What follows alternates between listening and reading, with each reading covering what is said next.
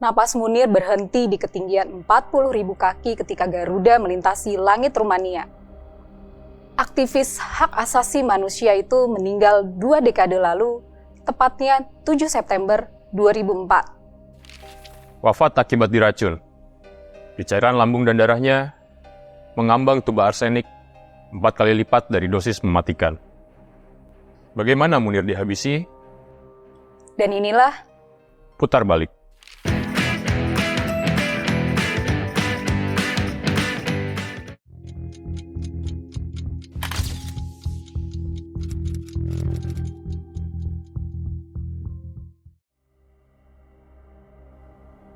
lewat tengah malam 7 September 2004. Munir Said Talib mengirimkan pesan ke telepon genggam istrinya, Suciwati. Kala itu dia mengeluh sakit perut. Kok perut saya nggak enak ya? Jangan-jangan mas saya kambuh. Pesan itu dikirim Munir saat transit di Bandar Udara Changi, Singapura dalam perjalanannya dari Jakarta menuju Amsterdam. Suciwati yang pada saat itu berada di rumahnya di Bekasi tak terlalu merisaukan keluhan tersebut, karena suaminya memang kerap terserang MAH. Namun, pesan itu menjadi pesan terakhir yang dikirim Munir kepada Suciwati.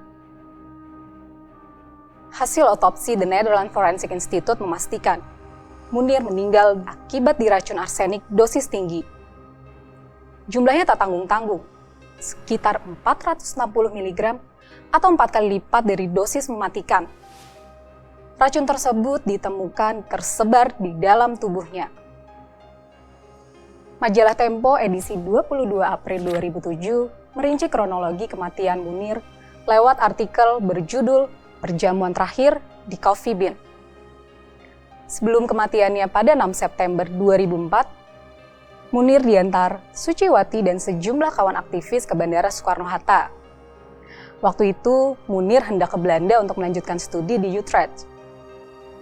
Check-in pukul 8 malam. Pendiri Kontras itu mendapatkan nomor kursi 40G. Ia memilih penerbangan kelas ekonomi Garuda untuk menghemat biaya beasiswa. 1 jam sebelumnya, Munir minum susu coklat panas di Dunkin Donat Bandara Soekarno-Hatta bersama istri dan kawan-kawannya. Setelah memegang tiket, Munir mulai antri masuk pesawat. Saat itu, seseorang datang menghampiri Munir dan bertanya, "Mau kemana, Pak?" Pria itu diketahui belakangan adalah Polikarpus Budihari Prianto, eks-terpidana kasus pembunuhan Munir. Percakapan Munir dengan Poli tertuang dalam berita acara pemeriksaan. Di pintu masuk, Poli menawari Munir duduk di kursinya di kelas bisnis. Munir pindah ke kursi nomor 3K yang semula dipakai Poli.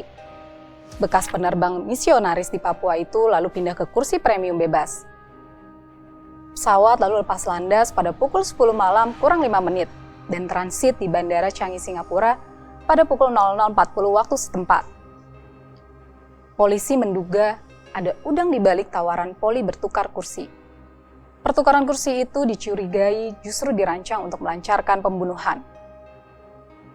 Seorang penyidik mengatakan si pembunuh tahu waktu transit di Changi hanya 1 jam. Dikorting 10 menit untuk penumpang turun dari pesawat dan 20 menit untuk naik lagi. Hanya ada kesempatan setengah jam untuk menghabisi Munir. Ini susah dilakukan jika Munir duduk di kelas ekonomi. Dia butuh waktu lebih lama sekitar 20 menit untuk antri turun. Itu menjelaskan mengapa Munir ditaruh di kursi bisnis, kata penyidik. Tiba di Changi, Munir turun pesawat dan berjalan sendiri menuju tempat transit. Ia berhenti di dekat tangga berjalan pintu D42. Kejadian ini dilihat pejabat sementara stasiun manajer Garuda di Changi, Barlen Panjaitan. Dalam kesaksiannya, Barlen melihat Polikarpus bergegas menyusul Munir. Saksi lainnya Asrini Utami Putri yang merupakan penumpang kelas bisnis dan satu pesawat dengan Munir, melihat Munir duduk di sofa The Coffee Bean & Tea Leaf yang lokasinya tak jauh dari gerbang D42. Menurut Asrini, Munir duduk semeja dengan lelaki berkacamata, yaitu Polikarpus. Asrini mengaku tak akan lupa dengan Poli. karena seharusnya Polly duduk di belakang Asrini di kursi kelas bisnis yang kemudian ditempati oleh Munir. Tak hanya melihat Polly, Asrini juga melihat sosok lelaki gondrong sebahu dan berkumis. Siapa dia? Pria gondrong itu adalah Raymond J.J. Latui Hamalo atau Ongen. Dalam pengusutan kasus kematian Munir, Ongen merupakan saksi kunci. Di pesawat Garuda, Ongen merupakan penumpang di kursi 50H. Meski tak mampir ke kafe itu, Asrini bisa melihat siapa saja yang ada di sana. Karena jarak kafe dengan lokasi Asrini hanya 2-3 meter. Saya melihat siapa saja yang duduk di sofa kafe, kata Asrini di persidangan pada Agustus 2007. Sementara itu, kepada penyidik, Ongen mengaku memang berada di kafe itu. Ia duduk di kafe itu selama 10 menit. Di sana, Ongen membeli teh panas untuk menelan obat. Dalam berita acara, Ongen juga mengaku melihat Munir duduk semeja dengan Polikarpus sambil minum dari gelas plastik. Ongen duduk di meja yang jaraknya 2 meter dari Munir dan Polikarpus. Namun, saat bersaksi di pengadilan, Ongen mengubah kesaksian. Dia mengaku hanya melihat Munir dengan lelaki, tapi bukan Polikarpus. Belakangan Ongen mengaku ditekan polisi ketika bersaksi soal ini. Ongen lalu meninggal beberapa bulan setelah pengadilan menjatuhkan vonis 14 tahun kepada Polikarpus. Dari Coffee Bean, Munir merapat ke ruang tunggu. Seorang penumpang bernama Drupadi Pilon yang duduk di kelas ekonomi nomor 58B tidak melihat Munir makan atau minum di ruang tunggu. Dalam antrean kembali naik pesawat, Polly diketahui tak ikut penerbangan ke Amsterdam. Tapi waktu itu Munir bertemu dengan Tarmizi Hakim, seorang dokter ahli bedah jantung dari Rumah Sakit Harapan Kita, Jakarta. Pukul 1:52 waktu Singapura. Pesawat Garuda siap lepas landas. Saat itulah Munir mulai merasa ada yang tidak beres di perutnya. Ia lalu meminta obat sakit mah kepada pramugari Tia Dewi Ambarwati. Namun, obat yang diminta Munir tidak ada. Munir lalu minta dibuatkan teh. Sekitar 40 menit pesawat meninggalkan Changi, Munir mulai bolak-balik ke toilet. 2 jam setelah itu, sakit perut Munir semakin parah.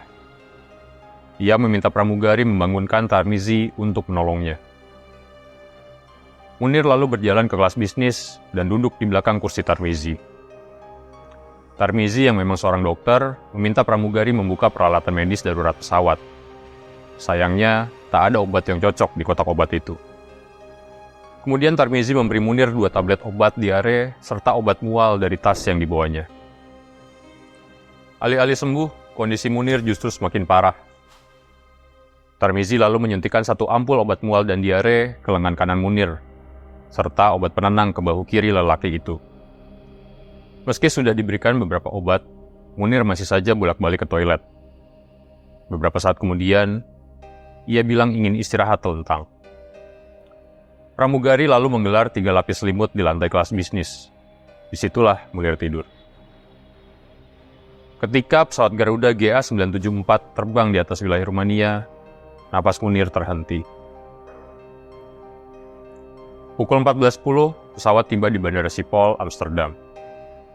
Jasad Munir dibawa ke rumah sakit. Hasil otopsi memperkirakan Munir meninggal pukul 09.05 waktu Belanda atau pukul 12.05 waktu Indonesia Barat. Berdasarkan hitungan lama kerja racun di tubuh manusia, Munir diperkirakan dihabisi di Bandara Changi, Singapura. Ahli toksikologi forensik dari Denpasar, Imade Agung Wirasuta, memperkirakan kematian Munir terjadi 8-9 jam setelah racun masuk ke tubuhnya.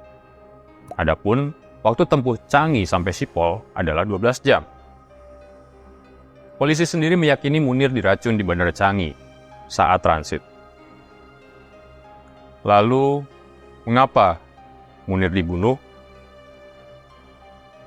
Munir memang dikenal sebagai pejuang hak asasi manusia yang paling berani di Indonesia. Ia memulai karirnya dengan mengurus buruh sejak kuliah di Fakultas Hukum Universitas Brawijaya Malang. Salah seorang aktivis buruh yang dibantu Munir adalah Suciwati, yang ditangkap karena memimpin pemogokan di sebuah pabrik. Suciwati kemudian menjadi istri Munir. Ia melahirkan 2 orang anak. Karir Munir sendiri berlanjut di Lembaga Bantuan Hukum Surabaya pada 1989. Setelah itu Munir menjabat Direktur LBH Semarang. Kemudian, dia hijrah ke Jakarta pada 14 April 1996, lantaran dipercaya menjadi Kepala Bidang Operasional YLBHI. 3 bulan berselang, mulailah Munir berurusan dengan perkara penculikan.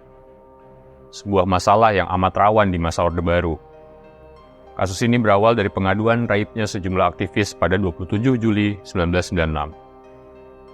2 tahun berselang, Munir menjadi koordinator Komisi untuk Orang Hilang dan Korban Tindak Kekerasan atau Kontras. Persoalan orang hilang yang ditangani Munir menjadi lebih luas dan beragam, termasuk menangani lenyapnya sejumlah orang dalam peristiwa Tanjung Priok, Aceh, dan Timor Timur. Nama Munir pun mulai meroket. Wajahnya sering terlihat di televisi.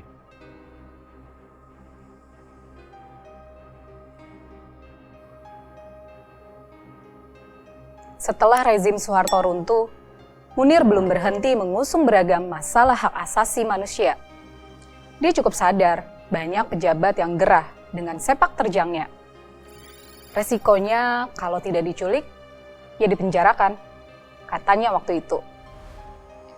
Ancaman fisik mulai mendekatinya pada 20 Agustus 2001. Rumah orang tuanya di Jalan Diponegoro, Batu Malang, dikirimi bom yang dibungkus kantong plastik hitam. Uniknya Munir mengetahui soal bom ini setelah si pengirim memberitahukannya lewat telepon. Saya kira itu hanya peringatan, ujar Munir waktu itu. Dia menduga teror bom itu berhubungan dengan pernyataannya tentang evaluasi tipologi kasus bom di Indonesia tahun 1972 sampai 2001. Di situ dia menyebut perlu audit atas peredaran bahan peledak di Indonesia. Ancaman tak menciutkan nyali Munir. Keluarganya juga sudah terbiasa. Untuk hal-hal seperti itu, saya serahkan semuanya kepada Tuhan. Tuhan yang punya kuasa, kata Suciwati Sri Munir. Setahun kemudian, pada Juni 2002, Munir mendirikan lembaga baru imparsial. Di lembaga pengawas hak asasi ini, Munir menjabat sebagai direktur eksekutif. Kegiatannya juga mirip dengan Kontras. Jadi tak mengherankan teror masih membayanginya. Munir sepertinya tak punya urat takut. Berbagai kritik terhadap kebijakan pemerintah terus meluncur dari pria bertubuh kurus ini. Di antaranya terhadap Undang-Undang Terorisme, Rancangan UU TNI, dan Rancangan UU Pokok Intelijen Negara. Menurut Munir, waktu itu UU Terorisme memberikan peluang penyalahgunaan kekuasaan bagi aparat. Selain itu, Undang-Undang Terorisme memberi ruang bagi instansi non-hukum pada proses pemeriksaan yang tak bisa dipertanggungjawabkan. Belait itu dinilai Munir memberikan aparat legitimasi untuk penghilangan orang. Sedangkan UU TNI, menurut Munir, intinya mengembalikan dui fungsi TNI. Aturan itu memungkinkan untuk mempekerjakan prajurit TNI aktif di departemen dan lembaga pemerintah. Persis seperti Orde Baru.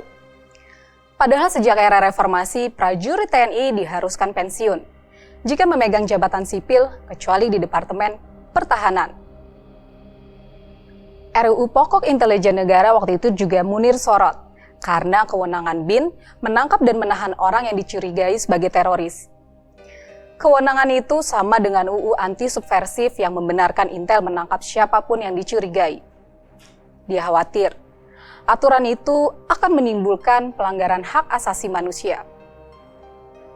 Munir juga getol menyorot pembelian kapal patroli TNI AL senilai 160 miliar.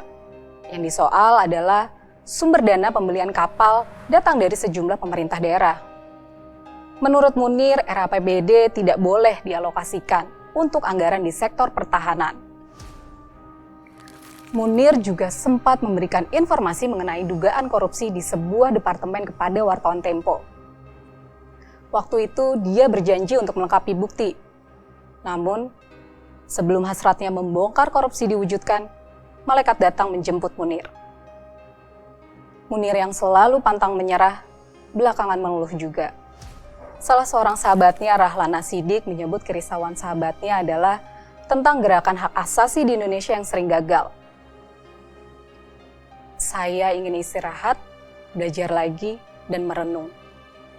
Kata Munir seperti ditirukan Rahlan yang saat itu menempati posisi Direktur Eksekutif Imparsial.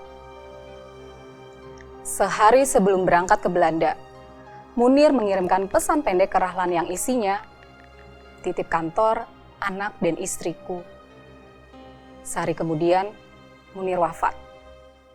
Jauh di atas langit, ia mangkat dengan posisi miring ke kanan, kaki tertekuk, dan satu tangannya berada di bawah bantal.